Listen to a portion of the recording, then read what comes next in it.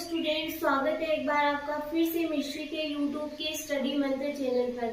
आज का हमारा टॉपिक है ecological risk and ethical concerns, जिसका मीनिंग होता है कि पारिस्थितिकी जोखिम एंड और नैतिक चिंता। तो आज हम लोग डिस्कस करेंगे इकोलॉजिकल रिस्क एंड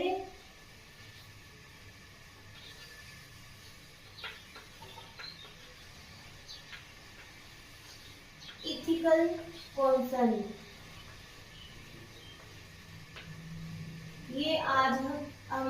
ये टॉपिक आज हम पूरा कंप्लीट कर लेंगे आज के लेक्चर में। इकोलॉजिकल रिस्क, पारिस्थितिकी जोखिम और नैतिक चिंता। कि पारिस्थितिकी जोखिम मतलब किसके कारण हो रहा है पारिस्थितिकी पर जोखिम, वो हम लोग डिस्कस करेंगे।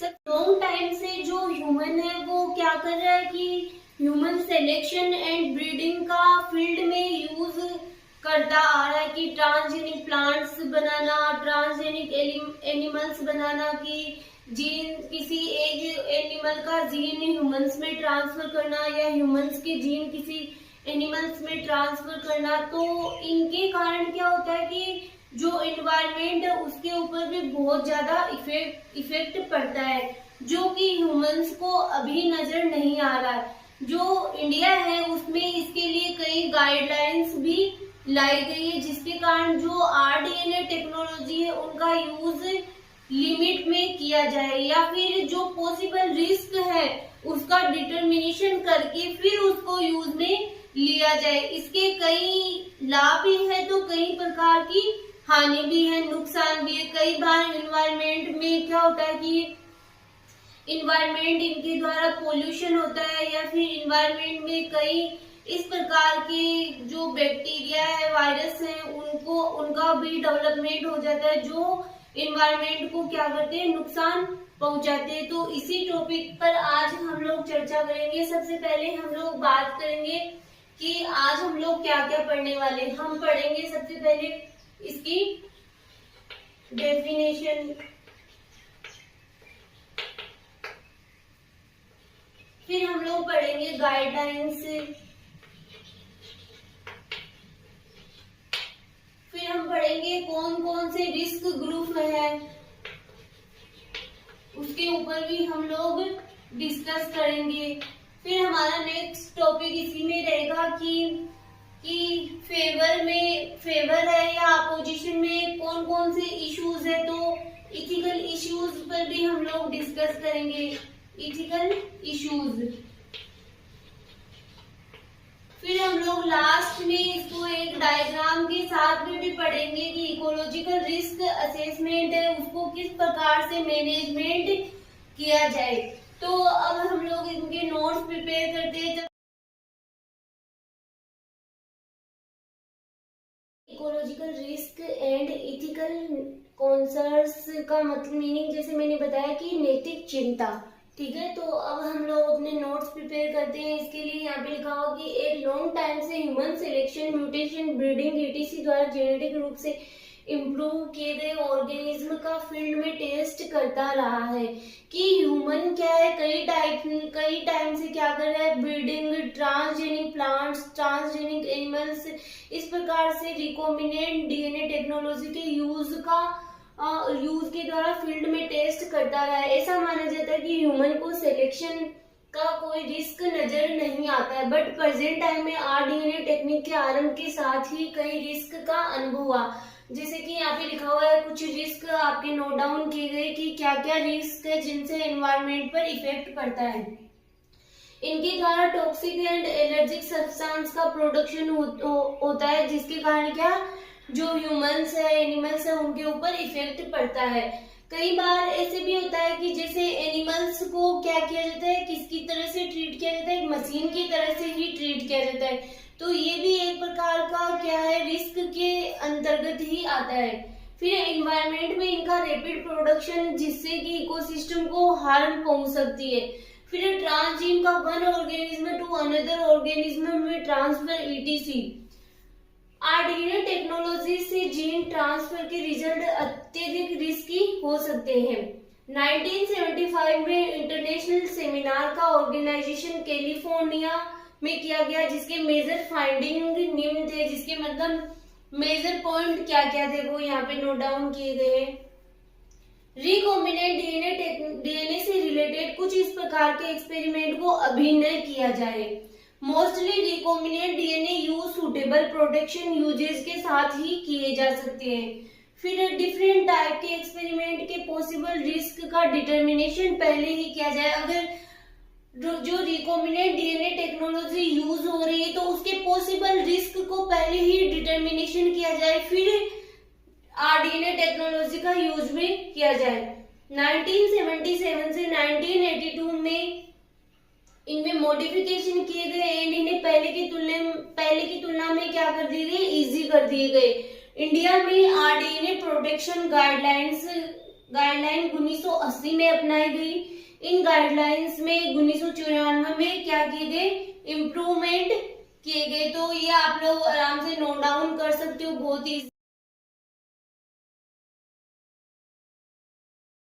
फिर गाइडलाइंस का पर्पस रिसर्च एंड डेवलपमेंट की एक्टिविटीज में आरडीएनए के यूज का इस प्रकार रेगुलेशन करना है जिससे कि रिस्क क्या हो, कम से कम हो।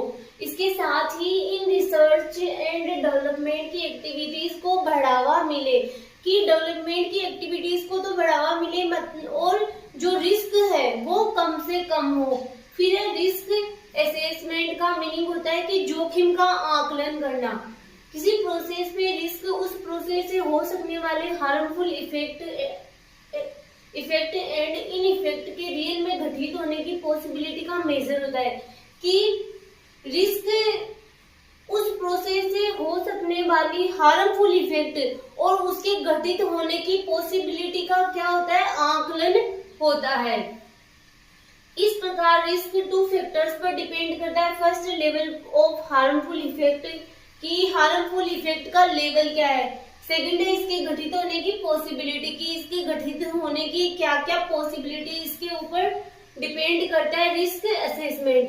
फिर नेक्स्ट है रिस्क असेसमेंट में रिकॉम्बिनेंट डीएनए रिसर्चर्स आदि के इन्वायरमेंट तथा ह्यूमन हेल्थ पर पड़ सकने वाले हार्मफुल इफेक्ट के रियल में घटित होने की प्रोबेबिलिटी का असेसमेंट करते हैं। कि रिस्क असेसमेंट में क्या होता है, रिकॉम्बिनेंट डीएनए रिसर्चर्स आदि के इन्वायरमेंट तथा ह्यूमन हेल्थ पर पड़ने वाले जो हार्मफुल इफेक्ट होते हैं उनके घटित होने की प्रोबेबिलिटी कितनी है उसके ऊपर डिपेंड करते हैं। फिर नेक्स्ट है risk assessment of laboratory experiment, की रिस्क को लेबोरेटरी में किस प्रकार से एक्सपेरिमेंट किया जाता है, कि उसका आकलन किस प्रकार से करते हैं। यह असेसमेंट 2 स्टेप में किया जाता है। फर्स्ट है इनिशियल, नेक्स्ट है कॉम्प्रिहेंसिव रिस्क असेसमेंट। तो फर्स्ट हम लोग स्टडी करते हैं इनिशियल रिस्क असेसमेंट। यह असेसमेंट नॉर्मली जिस ऑर्गेनिज्म पर रिसर्च करना होता है उसके रिस्क ग्रुप पर बेस्ड होता है, कि कौन से रिस्क ग्रुप का ऑर्गेनिज्म है। डिफरेंट ऑर्गेनिज्म द्वारा ह्यूमन हेल्थ पर उनके द्वारा डाले जा सकने वाले इफेक्ट के आधार पर उन्हें 4 रिस्क ग्रुप में डिवाइड किया जा सकता है। These are following. अब हम लोग जो 4 रिस्क ग्रुप है उनको भी स्टडी कर लेते हैं। ए है रिस्क ग्रुप 1। इस ग्रुप के ऑर्गेनिज्म ह्यूमन में डिजीज प्रोड्यूस नहीं करते हैं। फिर नेक्स्ट रिस्क ग्रुप 2, ये ऑर्गेनिज्म ह्यूमंस में ऐसी डिजीज प्रोड्यूस करते हैं जो रेयरली ही सीरियस होते हैं और इनके प्रिजर्वेशन एंड ट्रीटमेंट के सॉल्यूशन भी अवेलेबल होते हैं। फिर नेक्स्ट हम लोग बात करें रिस्क ग्रुप 3, ये ऑर्गेनिज्म ह्यूमंस में डेडली डिजीज प्रोड्यूस करते हैं जिनके ट्रीटमेंट के सॉल्यूशन हो भी सकते हैं और नहीं भी हो सकते, दोनों ही बात है।